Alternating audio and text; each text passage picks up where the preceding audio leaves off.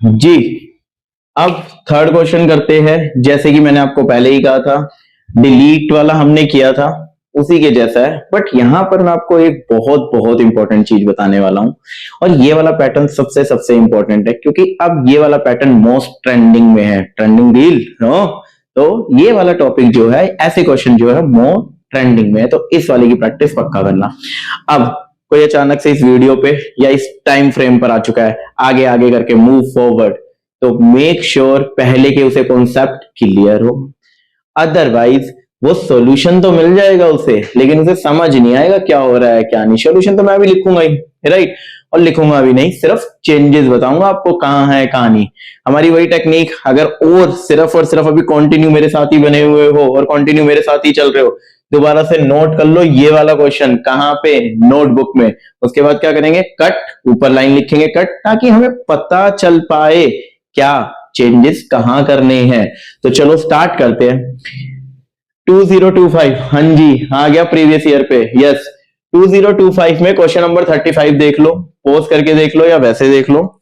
मैंने इसमें limited information उठाई है क्वेश्चन की। आपको प्रॉपर वर्डिंग वगैरह चाहिए तो आप सैंपल पेपर वगैरह से देख सकते हो। एक टेबल है थिएटर, डेटाबेस का नाम है सिनेमा, ये उसकी सारी फील्ड्स है, मतलब कि टेबल्स के कॉलम है। ये आपको एक फंक्शन बनाना है डिलीट थिएटर, ठीक है, लेकिन इसमें जो वैल्यू लेनी है वो यूजर से लेनी है, किसकी, थिएटर आईडी की, और डिलीट करना है, बस कनेक्टिविटी की इंफॉर्मेशन ये है। तो चलो हो जाए स्टार्ट। अगेन चेंजेस, सबसे पहले डेफ सोल लेना है, नहीं, क्यों, क्योंकि फंक्शन का नाम गिवन है। नहीं लेना क्योंकि फंक्शन का नाम गिवन है। तो इस सोल को हटाकर जो भी नाम उसने दिया हुआ है, उसने दिया हुआ है डिलीट थिएटर, तो मैं वही लिख रहा हूं, डिलीट अंडरस्कोर टी थिएटर, ये मैंने लिया डिलीट थिएटर नाम से एक फंक्शन। अब कनेक्ट करते हैं, होस्ट लोकल होस्ट है, यूजर भाई सब चेंज हो चुके हैं। अब की बार उन्होंने यूजर को दे दिया रूट, यूजर हमारा है रूट। पासवर्ड, पासवर्ड क्या है, पासवर्ड है exam2025, वाह बड़ा सही पासवर्ड है यार। तो EX2025, दैट्स इट। नेक्स्ट क्या है, नेक्स्ट है आपका डेटाबेस, डेटाबेस है सिनेमा। चलो भाई घूम आते हैं सिनेमा में, ये हमारा आ गया सिनेमा। भाई ये भी इन्वर्टेड कॉमा है और ये बंद। यहाँ पे हमने डेटाबेस को कनेक्ट कर लिया, ये भी ले लिया। क्वेरी तो यही है, लेकिन यहां पर यूजर से आईडी लेनी है, एक स्टेप बढ़ चुकी है। तो कहां ले, चलो ठीक है यहां लेते हैं। यार मुझे ये डिलीट करना पड़ेगा, मतलब मुझे ये हटाना ही पड़ेगा, तो चलो हटाते हैं इसे, फिर देखते हैं इसी में आगे। यहां से मैं कमांड वगैरह हटा रहा हूं, आप अपना पूरा क्वेश्चन रिमूव मत करना, मेरे पास जगह नहीं है, आपके पास बन जाएगी। देखो सबसे पहले मुझे आईडी लेनी है यूजर से, उसने वेरिएबल का नाम भी दिया है, पर मैं ले रहा हूं लेट से एक्स। मैं कह रहा हूं ये कैसे लूंगा, थिएटर आईडी किसमें है, कैर में, ये ध्यान रखना, तभी इंफॉर्मेशन दे रखी है। मैंने कहा input enter theatre ID to be delete, enter theatre ID to be delete, ID का नाम दो जो कि मुझे डिलीट करनी है, आईडी का नंबर नेम जो भी आप कह रहे हो। नेक्स्ट माई कर्सर हो गया, सब कुछ हो गया। चलो जी अब हमारी फेवरेट क्या, क्वेरी।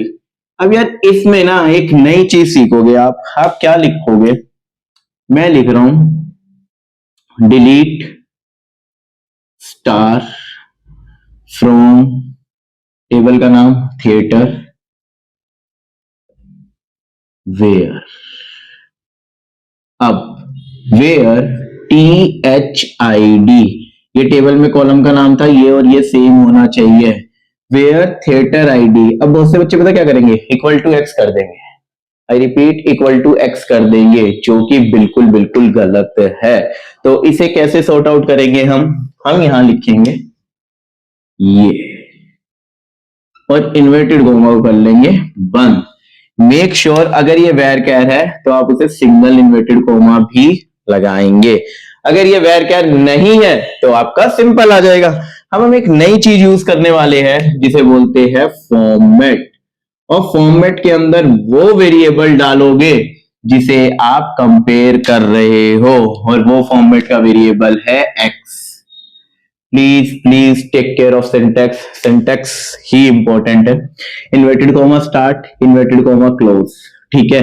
सिंगल इन्वर्टेड कॉमा इसलिए लिए क्योंकि ये कैर है। If it is in integer तो हम क्या इसको नहीं लेते।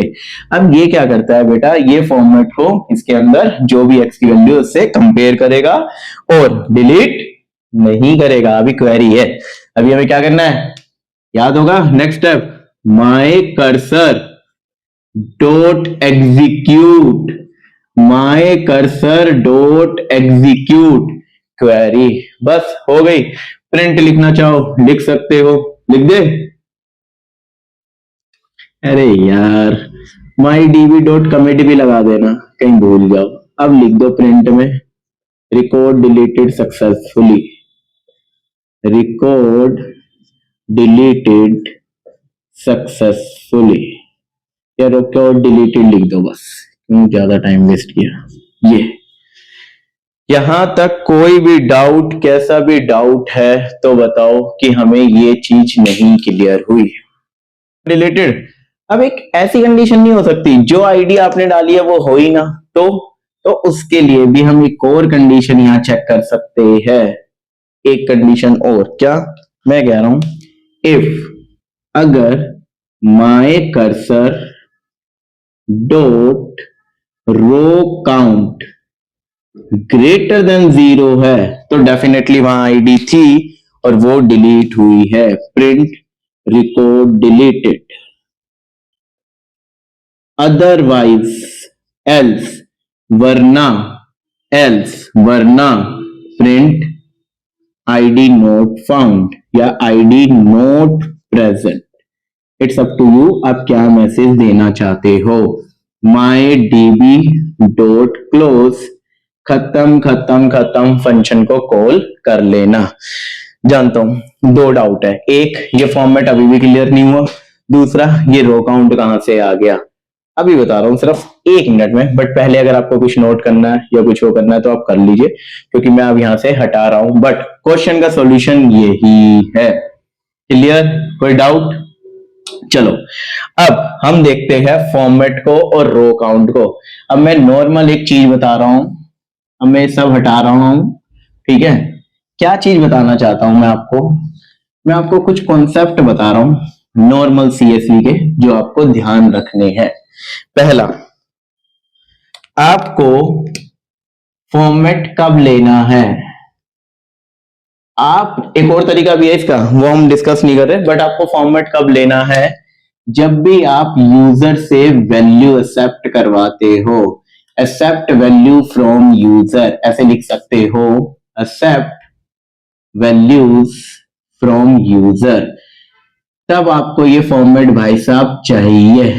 कैसे चलो देखते हैं। लेट से यार एक टेबल है जिसमें आपको एम्प्लॉय की आईडी भी यूजर से लेनी है, एज वेल एज सैलरी भी यूजर से लेनी है, और सारे एम्प्लॉय वो डिस्प्ले करने हैं, डिस्प्ले ऑल एम्प्लॉय। अच्छा जी, एम्प्लॉय आईडी भी आपको लेनी है, एम्प्लॉय आईडी और सैलरी का कुछ मैच नहीं होगा तो हम थोड़ा सा चेंज करते हैं। लेट से आपको सैलरी और डिपार्टमेंट यूजर से लेनी है और डिस्प्ले करना है data on the basis of that. Let say मेरा डिपार्टमेंट है आईटी, आप कह रहे हो मुझे वो सारी क्वेरी चाहिए जिसकी ये डिपार्टमेंट है आईटी और जिसकी सैलरी हो वो ग्रेटर देन हो जो भी वैल्यू यूजर डाले। तो लेट से आप इसको कैसे लिखोगे क्वेरी को, दो चीजें हमें यूजर से लेनी है, आप लिखोगे सिलेक्ट स्टार फ्रॉम एम्प्लॉय, जो भी टेबल का नाम है, वेयर, आप एक लाइन में लिखोगे, मेरे पास जगह नहीं है मैं नीचे लिख रहा हूं, या इस वेयर को भी हम नीचे ले आते हैं समझने के लिए, वेयर।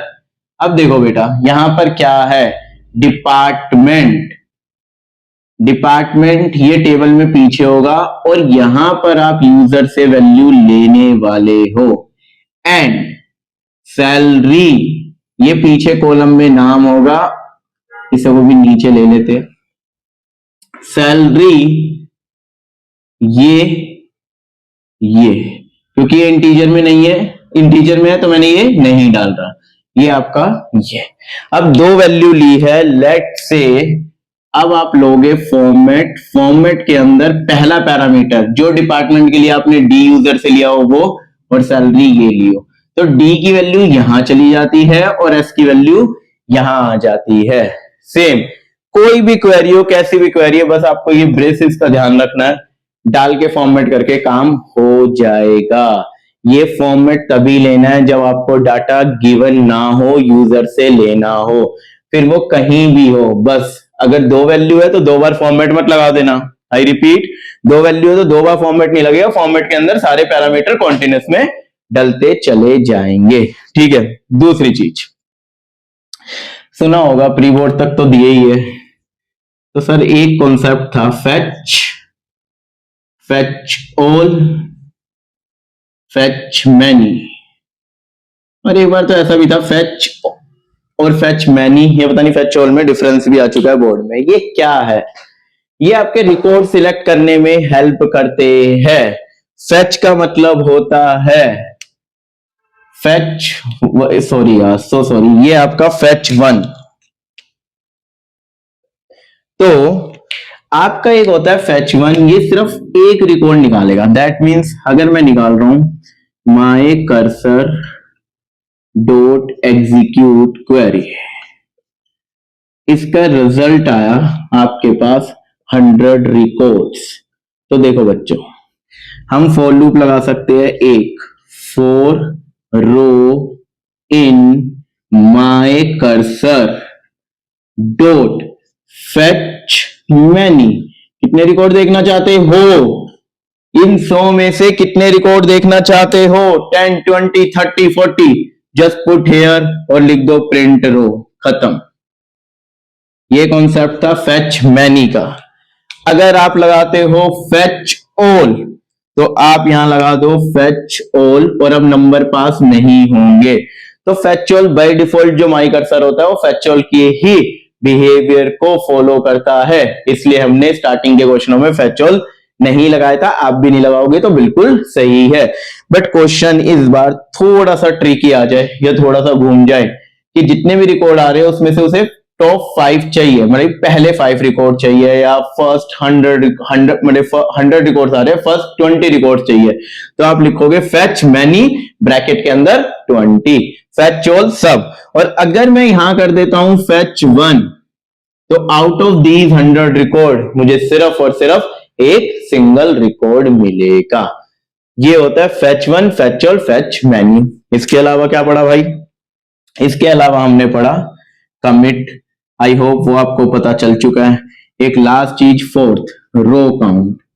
रो काउंट क्या करता है? ये भाई साहब फ्री में मिलता है मुझे माई कर्सर के साथ। जब माई कर्सर एग्जीक्यूट करके लाता है कोई चीज, कोई क्वेरी, तो जितनी रोज पर इंपैक्ट आया, इंपैक्टेड रोज उसे रिटर्न करता है। जैसे मैंने डिलीट किया कुछ, 5 रो डिलीट हुई है, तो इसे पता होगा 5 रो डिलीट हुई है। मैंने इंसर्ट की 2, 3, तो ये दिखा देगा 3 रोज इंपैक्टेड।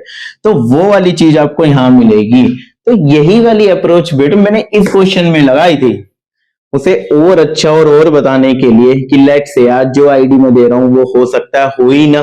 तो मैंने क्या किया, रो काउंट गिन लिया। अगर कोई डिलीट हुआ ही नहीं तो रो काउंट कभी भी 0 से बड़ा हो ही नहीं सकता। लेकिन अगर एक भी रिकॉर्ड डिलीट हुआ है तो my cursor dot row count greater than 0 और वो हो जाएगा। ठीक है, यहां तक क्लियर है? मैं समझ सकता हूं मुश्किल है, थोड़े से कॉन्सेप्ट मुश्किल है जैसे जैसे आया, लेकिन यार आजकल बोर्ड में यही आ रहा है। प्लीज, जहां से मैंने ये फॉर्मेट का टॉपिक स्टार्ट किया, ये और रो काउंट, हाउएवर अगर आप रो काउंट नहीं भी लगाओगे अपने क्वेश्चन में, my cursor dot row count को अगर आप नहीं भी चेक करोगे तब भी आपको मार्क्स मिलेंगे, डोंट वरी। तो यार मुझे लगता है ये एनफ है 4 मार्क्स के लिए। क्वेश्चन प्रैक्टिस करो, मुश्किल से 7, 8, 10 क्वेश्चन प्रैक्टिस कर लो, कनेक्टिविटी तो डन। अब ये 10 क्वेश्चन को ना सबको सिलेक्ट वाले मत करना। Change the pattern, change the question, change the format. कहीं एक ही क्वेश्चन को 10 बार लिख के कहो सर हमने तो कर लिया था पर एग्जाम में हम कर ही नहीं पाए, ऐसा नहीं होना चाहिए। निकालो पेन कॉपी, करो पोज। आज का सिर्फ यही टॉपिक है, आज मैं सिर्फ कनेक्टिविटी इतने अच्छे से कर लूंगा, ये कर लूंगी कि मेरे फुल मार्क्स आएंगे कनेक्टिविटी में, क्योंकि इससे ज्यादा कुछ है नहीं। फिर भी कोई यूनिक क्वेश्चन देख लो, कोई क्वेश्चन ऐसा हो जो आपको नहीं क्लियर हो रहा, तो मैं एक ग्रुप बना रहा हूं व्हाट्सएप पे, या तो आप वहां आके अपना क्वेश्चन पूछ लो, फोटो भेजो, क्वेश्चन भी पूछो सर इसका आंसर क्या है, या फिर आप इसकी कमेंट में डालो। हम रेगुलर, हमारी टीम आपकी कमेंट्स पढ़ेगी, स्टडी करेगी और देखेगी। कोई भी नया पैटर्न आता है, ये तुम्हारे लिए नहीं यार, तुम्हारे पूरे फ्रेंड सर्कल, फ्रेंड ग्रुप सबके लिए अच्छा है। लेट से हम ग्रुप में 100% है, 100 बंदे हैं, किसी एक को डाउट था, उसको एक यूनिक क्वेश्चन मिला, चाहे तो आप वो चैट जीपीटी से पूछ लो, चाहे तो मैं उसे सॉर्ट आउट करूंगा। डिफरेंस क्या है, जब आप चैट जीपीटी से पूछोगे तो मे बी सॉल्यूशन डिफरेंट हो, बट मैं आपको इसी सॉल्यूशन पे जो हम पहले सॉल्यूशन कर चुके हैं बिल्कुल सेम पर ही चेंजेस करके बताऊंगा कि कहां पे चेंज हो सकते हैं, कहां पे नहीं। तो अगर आप उस ग्रुप पे कोई भी इमेज वगैरह कुछ भी डालते हो तो वो ना सिर्फ आपकी हेल्प होती है, आपके फ्रेंड्स की हेल्प भी होती है। और इन केस उन 100 में से किसी एक पर्सन को भी आता है तो मैं कहता हूँ आंसर भी खुद ही, क्या प्रॉब्लम है यार, आपस में समझा ही तो रहे हो। हमारा एम क्या है, हमें अच्छे मार्क्स लेकर आने हैं, ये एम नहीं है कि उसने कर लिया इसने कर लिया। तो प्लीज ये है। अब आपका ये कनेक्टिविटी पूरा खत्म है। टिल नाउ क्या क्या कर चुके हैं, फाइल्स तीनों टाइप की फाइल कर चुके हैं, कनेक्टिविटी एक क्वेश्चन आता है कर चुके हैं। अब आपको देखना है माई सीक्वल, ऑलरेडी है सीरीज, पहले होगी इसके या इसके बाद में होगी, सीक्वेंस मैटर नहीं करता। जो आपका माई सीक्वल है वो 24 to 24 मार्क्स का आपका बोर्ड में आएगा ही आएगा। एक स्टैक, आई रिपीट एक स्टैक, फिर रैंडम, तो सबके सब अवेलेबल है।